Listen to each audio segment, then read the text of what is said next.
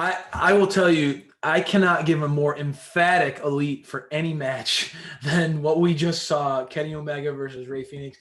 We talk about it, SPD. This was a showcase of what I was expecting: high flying, high impact offense. You know, you and I both agree Rey Fenix is one of the, if not the best luchador in all of the world right now. Guy is on his game. I was expecting this match, no doubt, to push Kenny's cardio, to push the pace. I expected so many like great chain moves, and you know, with these two in the ring, I felt like their chemistry. They've worked together plenty of times before. I felt like their chemistry was going to be off the charts, but I was so blown away by how violent and physical and impactful this match was. These guys were laying into each other, brother. Like, I was blown away. And I know for you, this had to be such a geek out match, like throughout this, because seeing it live, you've been a Death Triangle / Lucha Brothers fan from day one. You've been pushing for the Lucha Brothers to get more TV time. Yep. And then I know you're all in on the Cleaners Championship reign. You are Mark for Kenny the Cleaner. So seeing Fenix versus Kenny tonight had to just be an incredible experience for you, no? Oh, as soon as this match got confirmed for the date, it was a no-brainer that I had to, make the trip down here to Jacksonville to see this live, because I've talked about last week that this could be the match of the year. And I mean, it delivered. It is going to be a tough match to top for 2021 with a outstanding roster. But I literally was jumping out of my seat nonstop throughout this match, and I couldn't stop saying, wow. I couldn't stop cringing with all the chops. The chop battle throughout this was out of this world. The sound you could hear live was just unbelievable pain, wincing in pain, because we've chopped each other a few times, and just the amount of physical clean chops, it was painful. And Rey Fenix is just so amazing, man. On the ring, he looked incredibly strong. I can't wait for him to be a champ one day. And it just, the innovative moves, the flipping, and it left me speechless. I just couldn't stop. I kept trying to start the "This is awesome" chant, because it was the whole time, this was awesome. And the amount of times that Kenny dropped Phoenix on his head too, he would just bounce on his head and springboard up. I'm like, how can you get constantly dropped on your head like that and just keep going? It's just, true professionals, true comfort level with each other in the ring. And, some other, Kenny's knee strikes too. So Phoenix took a beating, Kenny took a beating. These guys delivered a home run, a grand slam, out of the park segment in the ring. All elite for sure in the ring performance. I couldn't say enough great things about this match. I want to rewatch it. I want to see it again. They delivered and then some to me. I mean, with the match, did you expect it to be this good and this brutal? Well, I mean, it's hard for me to keep silent. I had to give you a showcase there, SPD, because I know this was such an exciting match for you, and to see it live, I'm just happy for you, brother, because this delivered. When you have high expectations for a match and then it leaves you speechless. It really did. How much better with how much better it was than you even hoped it could have been. This was awesome. This was awesome, brother. I will say I was blown away. Phoenix and Kenny, those chops they were giving to each other. I felt like I was watching Penta. Felt like I was watching Penta in this match. Phoenix did his big brother Penta proud, man. Those chops that he was giving Kenny's chest were brutal. Oh brutal. My gosh. And he would give it on the front hand on so many of his chops, man. You could see and Phoenix, you could see his chest was turning red. It was unbelievable what a matchup this was. I was blown away by, again, I was expecting this match to be fast-paced. I was expecting this match to again, have a lot of chemistry between the two and have that fluidity between the two in their offense. Kenny, anytime you watch Kenny, you know that he prides himself on pushing the pace. So you knew this was going to be intense, but this was so physical. Kenny doing the back body drop to Phoenix on his spine onto the guardrail was painful to watch. There were so many moments in this match where you said it best. I literally was like, oh my God, oh my God. Like there were Mm-hmm. so many moments where natural reaction was just, I had no other way to describe what I was seeing. I was blown away by what these two put on in this match tonight. Incredibly physical. I was that in and of itself, the physicality was the most impressive because I did not see that coming. I Yeah, got to give Phoenix his props.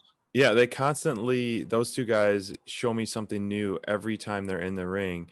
And I think the standout move that I saw was with Rey Fenix was like the springboard stunner move. We call it like the super stunner off the ropes or Yeah. something. I don't even Yep. know what you would call that. Where he comes from the outside, springboards in and stunnered Kenny. It was just, you missed so much because it was so high paced and so It's one of those matches, amazing. dude. You got to go back. I Yeah. mean, next day, you got to go back and watch because it was just nonstop. There was so much that happened. Dude, I want to say, I know Kenny gets a lot of slack sometimes from critics for his showmanship, but he's so good at what he does that he not only can he be phenomenal in the ring, but he knows how to carry himself that makes him feel like a star, dude. Like I don't know where a weakness in this dude's game right now. Kenny is operating, and it's fitting that he's the champion. I think this is going to be a really long, dominant title reign by Kenny, especially with the help that he's just got in his back toe. Yep. But dude, he is carrying himself at a whole nother level. I'm really impressed by what happened here tonight. I can't say enough. And we talk about moves that blew us away. Man, the V trigger is one of those moves that whenever you watch it, you're always like, damn, his knee strikes are on point. But that one where he literally bent Rey Fenix. Fenix was on his knees and he hit that V trigger, and Fenix literally just bent over backwards on himself. It was a moment where you're just like, holy smokes, man. Are these guys gonna when are these guys gonna stop? I mean, there were so many near falls. The Tiger Driver from Omega, which for as fans, the double underhook, tombstone pile driver. So double underhook, tombstone pile driver to Phoenix. I've never seen, I mean, you don't see moves like that often in North America professional wrestling because they are so dangerous, so hard hitting. But both of these guys had moves where I was just like, I could not believe what we were watching. I'm so grateful that this match happened the way it did. Cannot say enough. I mean, again, to start off 2021, you're right. They set the bar very high for match of the year. I have a feeling a lot of people will be talking about this one for a long, long time. Yeah. The amount of times Ray got dropped on his head was unbelievable. And I was checking, I didn't want to look at the time, and I was like, okay, the match is over. And they're like, we got a lot more time on the card here. And then sure enough, Moxley reappears, rightfully so, for his revenge finally. But it was short-lived. Was it ever? Yeah. Oh man. That was and like we talked about, people are going to be talking about this one for a long time, and it's not just because of the match itself. It's about what happened after the match. Wow.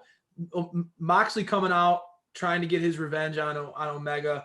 And again, Kenny was bleeding from the arm from that barbed wire after the match because of that barbed wire shot. But what a visual there. The Bullet Club reunion. We got to see, the promo that they cut with Phoenix, the Death Triangle being beat up and taunted backstage by Kingston's family. This is one of those examples of AEW, and I say this over and over and over again. I love how they intertwine their characters. These characters are all interwoven and building this bigger story. I mean, now you see the Death Triangle and Kingston's family feud being pulled into Kenny Omega and the Good Brothers, and now the Bullet Club. Are they going to be the first natural rivals with Moxley to take on this new faction? I mean, there's so many implications for what's going to happen for so many characters on this show. The trickle down effect of what we saw in this main event with the reunion of the Bullet Club. It's our jaws were on the floor from the match itself. We didn't have a chance to lift it up off the floor until long after Dynamite was off the air, because this was one of those moments that people are going to be buzzing about, the Bullet Club reunion. And I think obviously the Good Brothers made an impact. I want to get your take on that reunion post-match, all that happened. What was it like being in the arena? I was just like this the whole time. I was like, as soon as the Good Brothers showed up, I was just very, I guess I expected it a week or two ago, but I did not expect it tonight. And it was just kind of speechless. It was very hard. It was, to me, it was kind of drawn out a little bit too long. If I have to be a little bit critical, I was a little bit drawn out, but then all of a sudden it helped out when you see some of the AEW roster, both the heel side and the babyface side, coming in and try to, protect the brand. And the biggest swerve of them all was the Young Bucks, man. I was very surprised by that. As soon as he kicked Griff Garrison, had super kicked him, I was like, uh-oh, was that a mistake? And then sure enough, No. we had it was interesting because you had them before taking the tag titles essentially looking at a heel, coming out of the heel tunnel. And then they win the tag titles just recently, and then you boom back to babyface, pairing up with SCU and babyface this, and then all of a sudden another a double turn, back to the Bullet Club. So where they're going with, I mean, this whole alliance is going to be outstanding, but it's just strange how quickly they're going back and forth. It seems like they're very divided. You got to be careful. You don't want them to turn into the Big Show where they're flipping back and forth between good and bad every day. But I can say, like, me trying to use this, like, looking into things, man, one of the things I was interested about the Young Bucks title run was how they're, all these matchups against young, unproven teams. And we were, as fans, were saying, wow, this is awesome. We love seeing this new young talent. But if you're a member of the roster, you can also be a critic if you're being harsh on the Young Bucks and saying, well, you're dodging all the established dominant teams in the company and you're facing teams that are rookies, basically. Like, what I mean? Like, so that could play into the heel role persona a little bit. I mean, it's one thing to say, yeah, we're going to give a team like Top Flight a chance or an opportunity. But when you do that, it could also be looked at as, man, these guys are taking on these young, unproven, these kids that don't have the experience and don't have the bodies of men to win the titles. And it could play into that heel role a little bit. We loved that babyface run that they had, but if you want to do, revisionist history, you can look back on that title run and say, man, they sure have found a way to dodge, Butcher and the Blade and Proud and Powerful and all these established crews on the roster. Maybe that was the part of their master plan. Maybe we'll find out one day. But I will say that ending, to me, the pacing of it was awesome. I felt like SPD, the way that they slow played the Young Bucks coming out and making the save, the Varsity Blondes trying to come to the defense. It really is, again, showcasing how this is going to have a ripple down effect throughout the roster. You have a massive group like this, a moment in wrestling where this happens, where the Bullet Club forms in the U.S. Wow. This is going to have like we've talked about with Kenny Omega, how he's focused in on his title reign being one where it's not just about AEW, it's about the wrestling world. He has his eyes set on bigger and bigger things. He wants to his brand to reach all over the globe. This is an example where this feud, I really feel like, is going to have a ripple effect across the world. People are going to be buzzing about the Bullet Club. There's a following for this group. Like I said, this is what I'm going to be greeting all my friends with going forward. Just easy to buy into this group, and it'll certainly be interesting to see how intertwined the Good Brothers are on AEW television going forward. I mean, are they going to be regulars? This is something that I'm eager to see more of. They have me as a fan chomping at the bit to ask for, right? I mean, they have us hooked. So cannot say enough about this week's show. The way this show ended, that match was match of the year quality. There's so many questions still left out there. What is Jon Moxley going to do as a repercussions?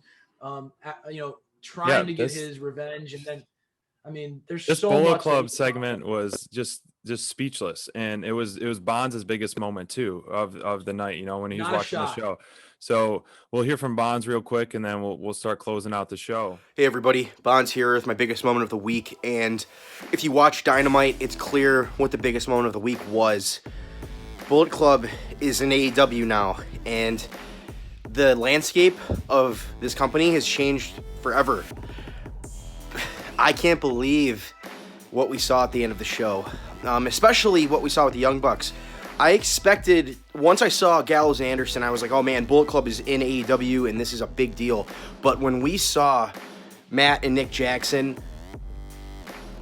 go up there and do their thing, oh man, I cannot believe it. And this is going to change how people perceive them as well. I mean, they've been the goodest of good guys recently in AEW, and right now it doesn't seem like that's going to be the case if they're teaming up with Kenny, they're teaming up with Gallows and Anderson and Don Callis. This is very, very big news, and I want to hear your guys' thoughts on it. Man, I can't believe it. What a crazy end to an amazing show, and a great match with Kenny as well. I mean, that could have been the moment of the night as well, but what happened at the end, guys? Wow. Just wow. You know, Bonds, you know, piggybacked on pretty much what we said. We all agree how powerful this Bullet Club segment, and